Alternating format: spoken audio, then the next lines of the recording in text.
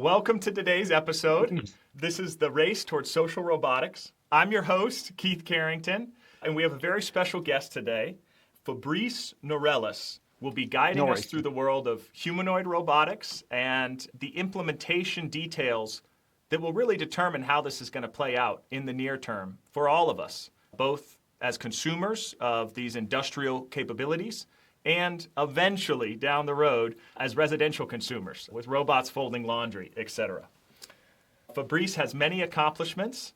Just to name a few, he has a PhD in robotics and AI, deep industry experience across robotics, autonomous vehicles, deploying satellites, and much more. We're very honored to have you join us today, so thank you so much for taking the time and coming on the show, Fabrice. Yeah, thank you, Keith. I wanted to start off with a quick question about why we need these robots in the first place. You talk about this labor shortage narrative in your recently published paper in April of last year. Do you mind touching on that a bit? Why do we need these robots? Are they going to be in my living room, or are these going to be on the factory floor?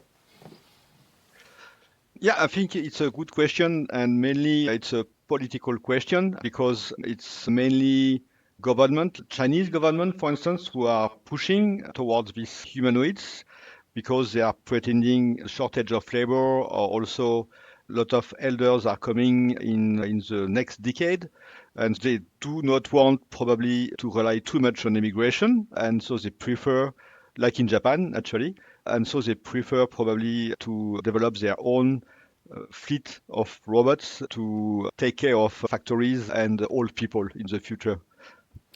That makes a lot of sense. I hope I get to be taken care of by robots. I know my kids won't like me once I get older, but we'll see. Hopefully that will be the future. I hope not for myself.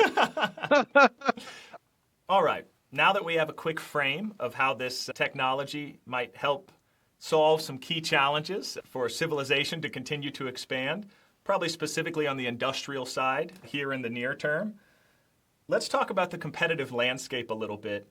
You mentioned China, and in your paper you mentioned this kind of central entity declaring these very ambitious goals: mass production by 2025, economic key source of value by 2027. How does China fit into this broader narrative? And I assume they're a major player considering their manufacturing capacity and kind of technological might these days. Yeah, for sure. They clearly want to take the lead in this robotics era, at least for humanoids, but also everything which is around these humanoids means also all the intelligence. And so they are putting a lot of money on the table, I will say. And it was well understood by the industry because you have probably 100 or even more companies working on the field. To be clear, many of them are just there to take the money and just want to make a humanoid, but they don't know what to do with it. But I'm sure, and this is the case when you see the landscape, 5 to 10 of these companies will clearly become big enough to become leaders in this field. But this goal of 2027 that they stated about a year ago is still probably on the ambitious side. No, They're probably on that for kind sure. of 5 to 10 year horizon as well. Yeah, I think it will be a question of 5 to 10 years to really see these robots really working in industry, doing something useful and with a cost less than a human worker, for instance. As a small side question, if the models are trained on the data probably from the country that created them, will a Chinese robot be different from an American robot? And will those be different than a French robot in terms of their personality or the way they operate? Will they have certain tendencies baked into them kind of culturally, do you think?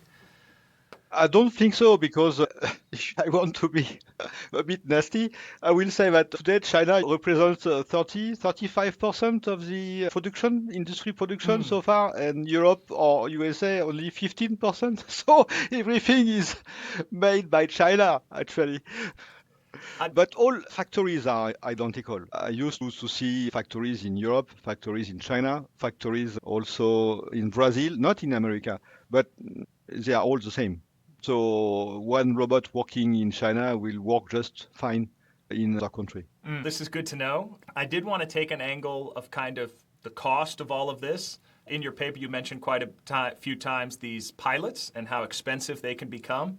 Maybe you can give myself and the audience just a quick frame of reference of how expensive is it to develop what eventually might become robots as a service. What would it take to go from where we are today to having a real fleet of these things that can actually do the work and be serviced by a fleet of engineers? How much money are we talking here?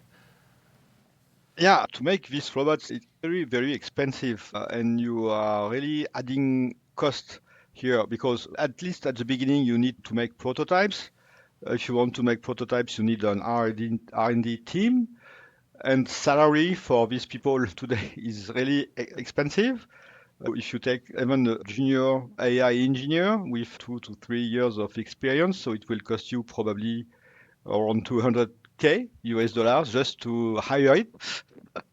And as soon as you have a prototype, so you need a factory to assemble them. So you need to pay for the factory, and then you have to hire people to assemble these robots. As soon as you start to ship these robots to your customers, so you will need maintenance people or to take care of these robots and field engineers to deploy them. So it's really a lot of money. This is why all these companies raised 400, 600, 800 million US dollars to roll out all these different steps. So it means that if you so the question will be how to get money with these robots. And I guess probably you need to sell thousands of these machines just to get to become competitive and to get money and make your investors happy, for sure. And you need to find a market where you can sell thousands of robots per year. So this is not really so easy to find. And also you need to be sure that your robot is really robust or reliable enough so that you don't need to send maintenance people everywhere in the world just to fix something. So it means also that you need to be really mature on your product. And it takes years to reach this level. And we spoke about this a bit before we went on air. Yeah. In terms of the training cost, I know some listeners will be familiar with the amount of money and mainly energy and water it takes to train, let's say, a large language model with these kind of hero runs. How does training these kind of vision-based transformers compare to something like these multi-billion parameter, hundreds of billions of parameter training runs for a large language model? Yeah, so all these robots are using what we call VLA, so Vision Language Action. So you add the action at the end models. So these models so far, they have between 2 to 6 billion of parameters. So they are really small with respect to their LLM counterpart, for sure.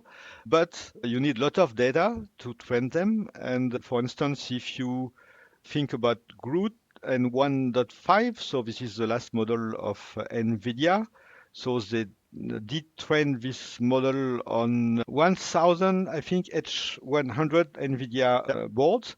And if you want to build this cluster with all these boards on it, so it will cost you around 25 million US dollars. Yeah. It's a lot of money. For instance, if you look at another American company, which is Field.ai, so this company is just working on these VLA models, just only this. They are not doing any hardware. And they just raised 400 million US dollars recently, just to pay probably for the cost of training, salaries of their very expensive R&D engineers as well. What was the name of this firm you said? Sorry? What was the name of the firm you just mentioned? Field.ai. So it's a company which just come out of stealth recently, and they already raised really 400 million US dollars. And just to make this VLA model, so they need a lot of data. So they need also to pay for this data. So it means the operation. So yeah, it costs a lot to train these machines. Yeah, and I think I take away from your commentary as we speak about it, just the level of actual deployment that's going to be required to get a return on this large investment that people are front loading. Obviously, the market has appetite for it, as we've seen with AI, and because of the potential impact over the next half a century potentially of this technology, I can see why people want to make the investment. I love the practical nature of your paper, though. There's so many small milestones that these companies or the robots themselves need to complete before they can actually get deployed, even to the warehouse, not just to fold my laundry in my basement. But one of those is actually falling over safely and not breaking the robot's hands, which are very fragile in some cases. Do you mind speaking a little bit more about that and how important it is to not fall over dangerously, and how impossible it is to just build a robot that never falls over? That seems like it's an impossible task. It's impossible because, for instance, if your battery is out of energy, so it means you don't have energy anymore and you fall down. It could be like this, but they try to prevent it because these robots, as soon as they are below some certain level, so they will automatically recharge themselves and then go back to work. But you cannot avoid issues. It cannot recover by itself, so it will fall down. And in this case, you do not want that this robot fall down on people or even equipments, expensive equipments of the factory. And some researchers are trying to think about strategies so the robot may adapt to fall at least safely and protect people and protect itself. I don't know if you saw, it reminds me of a video I just saw yesterday during this Olympics in China. Yes. And you had one robot climbing down stair, and he missed one stair, fall down, and you see all arms falling apart from the body. You want to avoid these kind of things. Yeah, but companies are really quiet about this topic because probably it's very sensitive. So what I saw is just some research paper where these researchers developed some strategies and they try on some real robots. But this is what I can say today. And this is why I don't think these robots will come in your house very soon, especially if you have children or pets. If the children, for instance, are playing with robots, with pushing it, you don't know what will happen. These things are clearly not addressed by researchers today. But it sounds like that kind of short to medium term strategy is not solving the fundamental academic problem, but more so just mitigating the risk of implementing it using these secure perimeters, not putting them in a house near children, putting them in a factory with a bunch of plastic totes. That probably is what we'll see over the next 5 to 10 years. Yeah, less of for these sure. really social interactions. Speaking of kind of these pilots and implementations that some companies have already done, trying to prove to investors, hey, there's ROI here, we promise. What have they actually proved so far? I know you mentioned in the paper Amazon and this work with Digit. We talked a little bit off air about some robots delivering things in hospitals. But what are the most promising pilots you've seen so far? And what have they shown us in terms of the production readiness of these systems? Yeah, so I talk a lot about agility, robotics, and Digit I think mainly for two reasons. The first one, because this is the only company which is really publishing a lot of information about what they are doing with their customers. And this is very useful for other eventually companies or researchers like me. And the second reason is because I really like their strategy. I think it's really a clever one. This is my point of view. Because they are really study the market. They try to find in the market some repetitive task that you are doing in different factories all the time. So they really selected few use cases they can do. And what is really interesting here is they have very few use cases, but these use cases, you find them in really different kind of warehouses, logistic companies. So they can really be sure that they are really good at this. Then just send these robots in this company, you unpack these robots, we just switch on, and this robot will do its work. Nothing more to do. So in terms of scaling up, it's really a good strategy because it's really not very expensive to achieve. Are these robots, I assume, humanoid for the most part, maybe minus the hands? You make some points about what kind of grippers to use in these warehouse scenarios. Are these pilots that you were just speaking about with full digitized hands and degrees of freedom, or are these different forms of grasping mechanisms that these robots and the Amazon pilot are using? Yeah, also when you are doing robotics, you need to be pragmatic if you want to succeed at least. This is Uh, probably all of life, by the way, Fabrice. yeah, Pragmatism is the way. because developing these five fingers hands, it's quite expensive. They are quite fragile, and you don't need them for in many tasks in factories. You sometimes it's better or clever to develop a very simple gripper which is adapted to your use case. It will cost less money. It's also very easy to maintain. It's robust and is doing the job. And that's enough. And you are happy with it. And that's And what so this is what, businesses care about at the end of the day. They just want to be able, especially in this kind of robots as a service model, they just want these things to show up at the doorstep, start work immediately, and have it just function properly with no fuss, I assume, is the yeah, dream. I mean, if you can achieve these kind of things at the company level, there's a win scenario, clearly. Talking about kind of pilots and platforms, you made a point in your paper to delineate between two groups of companies, these kind of pilot ready and platform oriented groups. Could you maybe just talk about which companies fall into which group and what the difference is, just briefly for the audience? I think according to the business you are addressing. And in China, for instance, this is clearly what you can see is more platform oriented. You can think about Unitree, Gbot, Fourier, for instance, they fall in this category. What they are selling is, okay, I have a robot.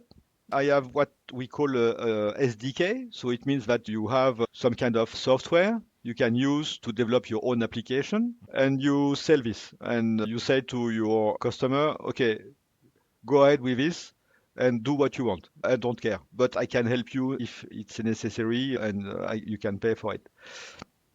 At the level of maturity of this humanoid today, you need to be a researcher to be able to use these robots.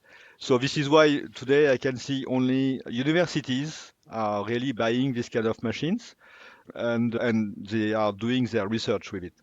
But I do not see any companies, private companies, working on this because probably it's too soon.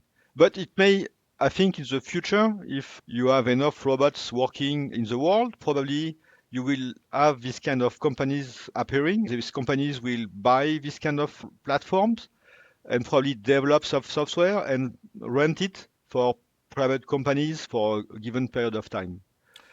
Once And the the other, growth kind of sets in for the industry, do you see it as more of an exponential curve or more of a steady, more linear growth pattern once it does take I, hold over the next 5 to yeah, 15 years, whatever the number is? it's really too soon to tell, probably, Mhm. and so far. What do you think Yeah, about potentially the crossover between what people are calling AI, but more so this kind of large language model body of research, specifically once AI can start helping push the frontier of knowledge a little bit faster? Let's say there's more of a hard takeoff in the classic AI space on the thought side.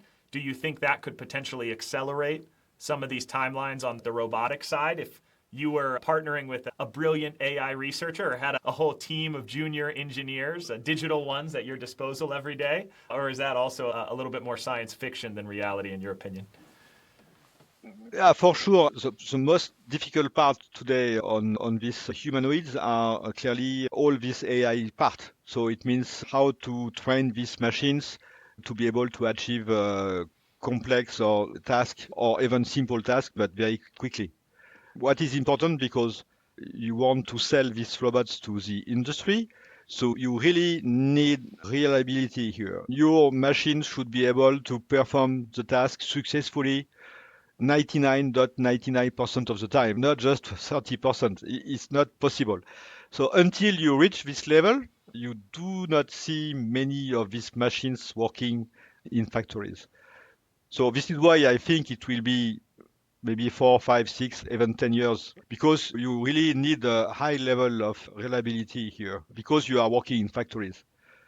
You are not in the lab where you work, your machine is working successfully 2 or 3 times out of 10, and you are happy with it, and you make a video and you put this video on the internet. Yeah.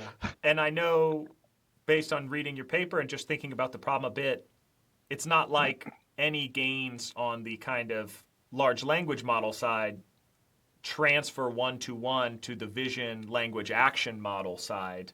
Maybe there are some companies who are making more of a pure bet on the LLM as a component in all this, or how it maps over to the kind of vision version of these transformers. Does the progress really translate? When there's a big breakthrough on the LLM side, does that kind of open a whole new area of research or a surge on more of the robotic thinking and planning side? Or do they not really relate to one another that directly? No, they are not relying directly. The only things which is similar is in VLA you have a small LLM, but what we care of is the integration of vision plus language plus action. So this is what is complicated with humanoids. So you need something which is able, so there's a vision part, which is able to understand their environment. LLM, because what you want to do is say, okay, take this red cube on the table and put it somewhere else. So you want some basic language interaction. And the most difficult part so far is the action. So it means that you want to generate a sequence of action to your robot quite quickly at a high frequency. And today we still are a little bit slow on this. And these actions are dictated in plain English, like you just described. Pick up the No, red actions cube. are really, the language part is English, for instance, and actions are really low-level commands to your actuators. To the servo, Yeah, the motor, the thing that the actually robot, drives to the motor. hand. Yeah, Yes. correct. Yeah. And so you are training your machine so that you can achieve a given action very quickly. So you need a lot of data to train your robots in different circumstances, because here you are working also in space. So it means also that your robots should acquire some notion of the space and where to move according to the space also. So this is why you have a new field which is called Spatial AI, which is coming up, very important as well. That's extremely interesting. I'll have to do a little bit research after we get off today. I am curious, and I know the audience is probably curious as well, surrounding the training data for all this. Could you speak briefly to the different types of approaches people use to try and gather the different components for training for these action sequences we talked about? I know there's watching YouTube videos on one end of the spectrum, and then full kind of simulation or actually just gathering data from the real world and sensors on the other side of the spectrum. Clearly, today, you mentioned, for instance, in the questions, generalist robotics, general robots, some robots which is capable of doing almost anything. But if you want to do this, you need to train your robots on millions of data, different ones, doing different things. And so we do not have this data. We are not in the same situation, the LLM industry, where you can just grab the whole rely on. internet. The whole internet has Yeah, the answer. yes, correct. So we do not have this data, robotics data so far. So we need to get them. And some people are a lot of research today on learning from videos, because you have a lot of videos available on internet. So it's a way also to acquire some sense of achieving some certain task. Simulation is becoming more and more important today. So a more and more accurate, precise simulation with very good engines about real world to try to simulate the real world as much as possible, especially for the contact, because the contact are very difficult to simulate when you want to touch something which is hard or soft, so it's not the same. I assume common sense plays out here, and the gold standard in the lab is holding an egg and cracking it open and putting it into a pan. Is there a lot of eggs used in the lab? Yeah, this is the example, yeah. But simulation is really important. And you still have teleoperation also, which is the most accurate data you can get, but it's expensive. For the user's context, let me know if I'm describing this properly, but this is a human getting into basically a little modified VR kit and pretending to do the action as the robot and guiding it remotely. Is that correct? Yeah, correct. You could be also haptic sensors. So you will have some joysticks and you will play with them to control the manipulator or the humanoid. So you have different kind of teleoperation tools available. It could be also VR totally, depending on what you want to do. Yeah. I wasn't bad at video games, Fabrice, so if this whole podcasting thing doesn't work out, I might have a bright future in tele-op, so I might need a recommendation at some point. Yeah, I think Tesla was hiring people to wear a costume with different sensors where you have to move so they can register the different movements. Sounds a little bit like a dark sci-fi movie, but if I get desperate, I'll give it a shot. Fabrice, I know we've been chatting for a while, and I'm thankful for your time today. I did want to wrap things up and give the audience a general perspective and recap some of the things we discussed today. What is your general outlook, specifically for these general purpose robots? Is it more in this kind of 5 to 10 year horizon, even for these factory use cases where they're walking around and doing tasks as though a human would? How do you see the next kind of 5 to 10 years playing out from your perspective? And how will that impact everyday consumers across the world? Yeah, this is a crystal. You need a crystal ball, try to answer. Yes. Question. At least for general purpose robots, as I mentioned, we do not have enough data so far to pretend we can produce a general purpose robot in the coming years. So this one clearly will be far away from now. Probably, I believe more when you will have specific task-oriented machines coming in factories. At least pilot for sure, you will have more and more pilots coming and companies advertising about these different pilots. It will help these companies to acquire more experience and test their machines.